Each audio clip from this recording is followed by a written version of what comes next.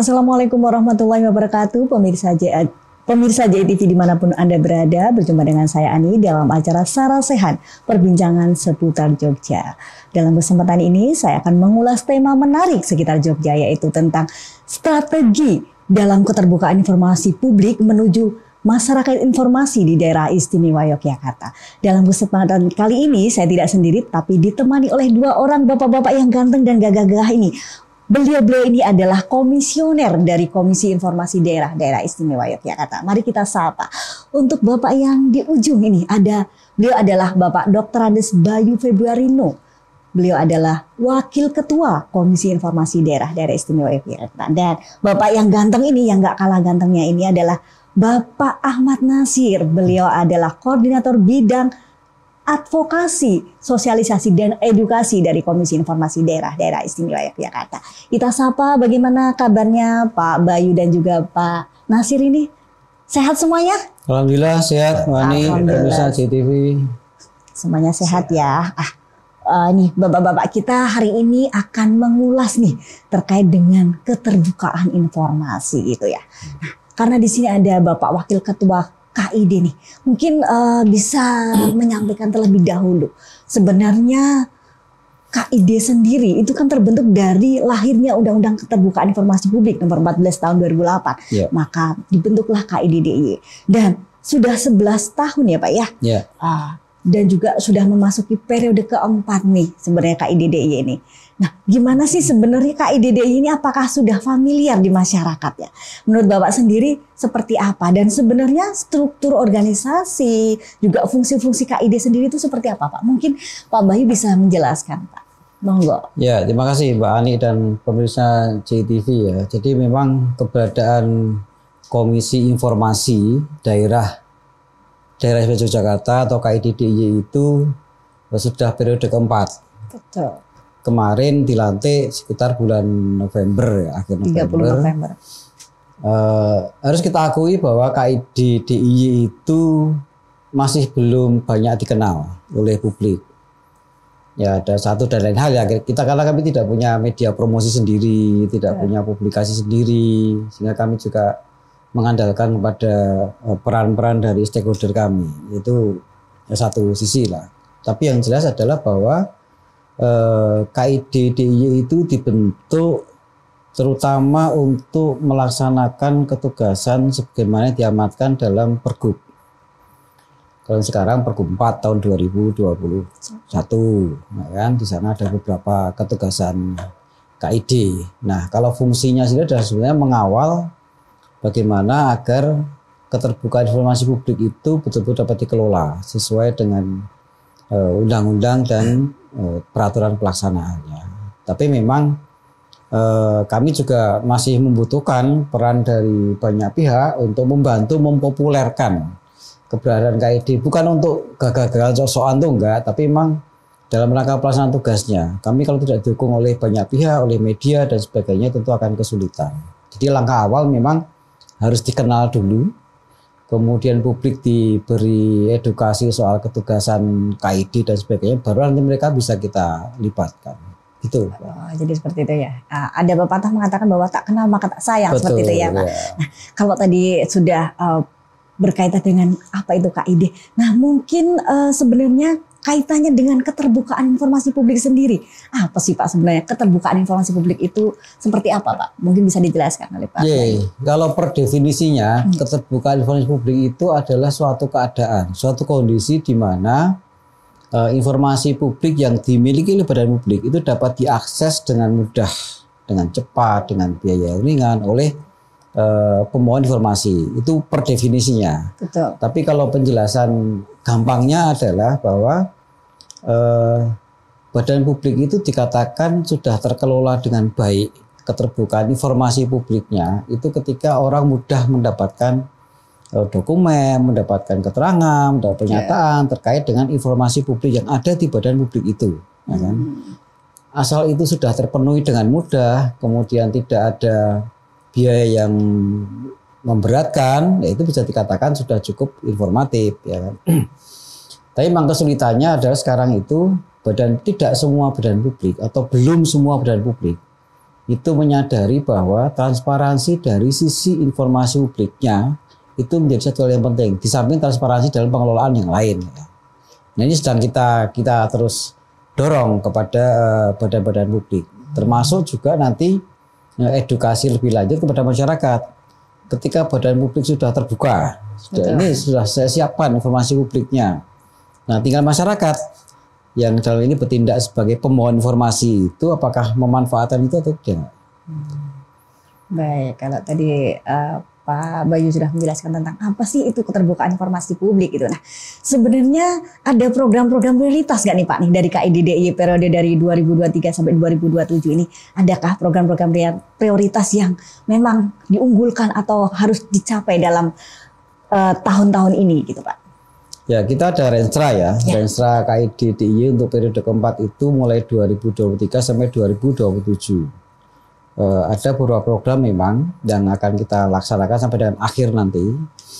Tetapi kalau dibilang program prioritasnya apa, itu yang jelas bisa dibagi dua ya. Secara internal itu kami ingin agar badan publik yang ada di DIY ini bukan hanya di level provinsi, bahkan sampai kepada level kelurahan itu sudah informatif. Nah, sampai dengan akhir periode nanti itu kita harapkan semua sudah informatif. Itu yang pertama. Kemudian yang kedua, berikutnya adalah peningkatan kolaborasi pentahelix, ya kan? Jadi kita membutuhkan keterlibatan dari 5 unsur ya, 5 aktor dalam menata atau menyelenggarakan tata kelola keterbukaan informasi publik. Nanti ada peningkatan peran dari pemerintah, kemudian dari dunia usaha, dari komunitas atau dari masyarakat, dari perguruan tinggi dan dari bisnis. Nah ini sedang kita coba terus tingkatkan. Kemarin kita sudah mulai ketika awal masa bakti yang periode 4 ini, kita sudah bisa menjalin MOU atau nota kesepahaman dengan beberapa stakeholder. Tapi sudah cukup mewakili dari 5 aktor itu. Nah mudah-mudahan ke depan ada komitmen yang sama, ada kehendak yang sama. Nanti berbagi peran agar apa? Agar DIY ini juga betul-betul informatif lah, badannya informatif, kemudian masyarakat informasinya bisa terwujud. Baik. Kalau tadi ada program prioritas gitu ya. Nah, berarti untuk mencapai program-program prioritas itu ada strategi gitu ya. Salah satunya mungkin melalui edukasi, sosialisasi dan juga advokasi. Nah, ini kebetulan ada Pak Nasir nih yang beliau adalah koordinator bidang AC, advokasi, sosialisasi dan edukasi. Nah, seperti apa nih Pak? Sebenarnya ketugasan dari koordinator bidang AC ini seperti apa untuk di KID sendiri Pak? Ya, ada beberapa tugas utama ya, advokasi, sosialisasi, edukasi. Tapi kalau disederhanakan ya tugas yang terkait langsung dengan Komisi Informasi ya, yang pertama membuat KID ini dikenal. Tadi sudah disampaikan, kalau nggak dikenal ya tidak bisa melakukan tugas yang lain secara efektif. Contoh sekarang, dan memang kami belum dikenal ya, KID itu sangat tidak terkenal.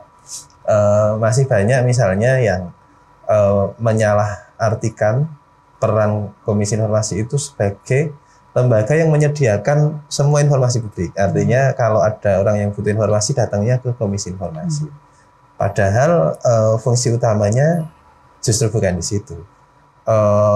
Fungsi yang pertama itu memastikan badan publik di DIY itu informatif. Tadi sudah disinggung ya. Nah, sehingga kalau makin informatif maka hak masyarakat untuk mendapat informasi itu makin terpenuhi. Yang kedua, kalau masyarakat, ini tugas pentingnya KID ya.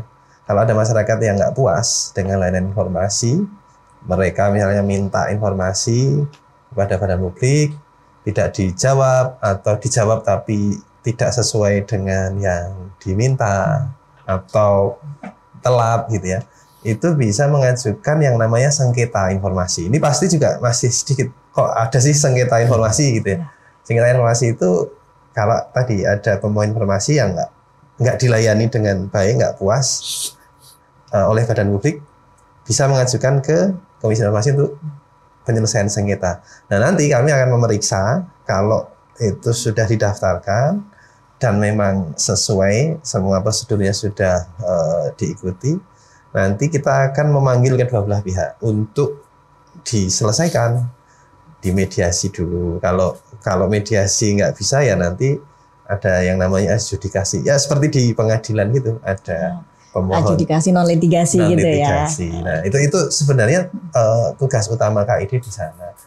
Nah itu maka peran di advokasi sosialisasi edukasi yang memastikan masyarakat makin paham sebanyak mungkin yang tahu ya tentang KID-nya sendiri, dan juga yang nggak kalah penting tentang apa gunanya keterbukaan informasi publik itu untuk mereka.